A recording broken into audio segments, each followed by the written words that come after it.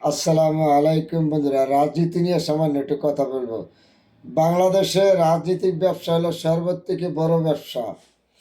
তার প্রমাণ আমি দিচ্ছি হাতে কাজ, আপনারা একটু ধৈর্য সহকারে শোনেন। যে শেখ হাসিনা সরকার ক্ষমতায় ছিল, সে রাজনীতি থেকে আনছিল শিল্পপতি, ব্যবসায়ী এবং খেলোয়াড়, সবাইকে রাজনীতিতে নিয়ে আসছিল, প্রফেসর, শিক্ষক। শেখ হাসিনা সবাইকে রাজনীতিতে আইন না, আজকে শেখ হাসিনার কপালে উলু লাগছে।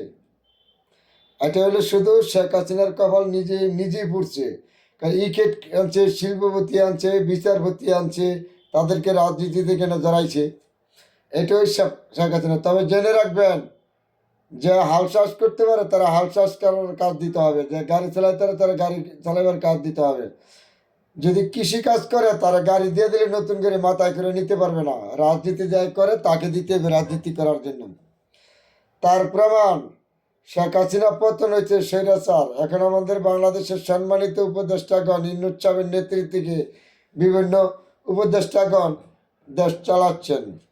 ভালো কথা, স্বৈরাচার পতন হয়েছে, একজন লাগে না? অবশ্যই আপনারা আসছেন।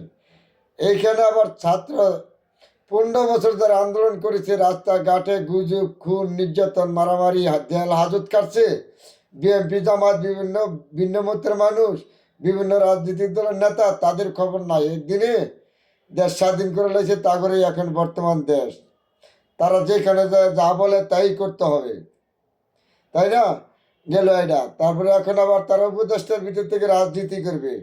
রাজনীতি করার কোনো সমস্যা নাই, বাধা নাই, করবেন। কিন্তু আপনারা রাজনীতি করবেন, এখানে কেন গেলেন উপদেষ্টার দায়িত্ব? এটা আবার জনগণের মুখে মনে কিন্তু প্রশ্ন রয়ে গেছে।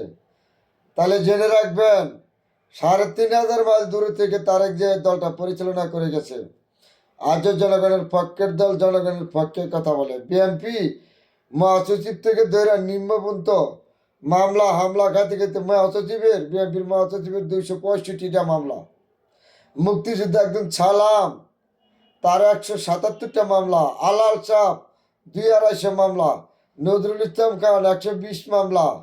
গবেষচন্দ্র রায় 96 মামলা। এমন বিএনপির বহুত 100-150 মামলা আছে।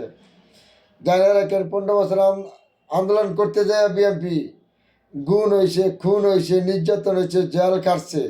তারপরে একদিনে আপনারা শাসন করে লাইছেন, দেশটা স্বাধীন করে লাইছেন 5 আগস্ট। তা মেনে নিলাম। 16 বছর পরে যুদ্ধ করলে একদিনই স্বাধীন হয়, এটা কিন্তু প্রশ্ন আসে নাই।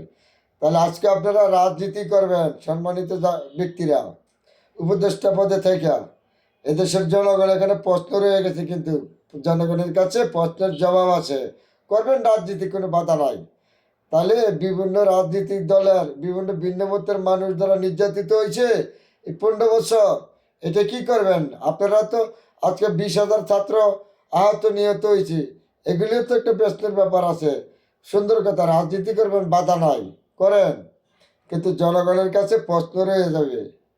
জেনে রাখবেন, কোনো সমস্যা নাই, করেন রাজনীতি। কিন্তু জেনে রাখবেন, সম্মানিত ব্যক্তিকে সম্মান দিবেন। বিএনপি এমন একটা দল, এটা জনগণের পক্ষের দল। যতবার ক্ষমতা আসছে জনগণের ভোটে আসছে। এইবার আমি চ্যালেঞ্জ দিতে পারি, জনগণের ভোটে আসবে, নির্বাচিত হবে বিএনপি, কোনো সন্দেহ নাই। জেনে রাখবেন, আপনারা হাত কান খোলা রাখবেন।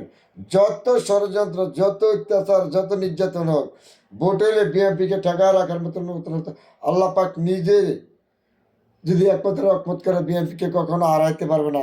অনেকগুলি কথা বলেছি বন্ধুরা, ভালো থাক।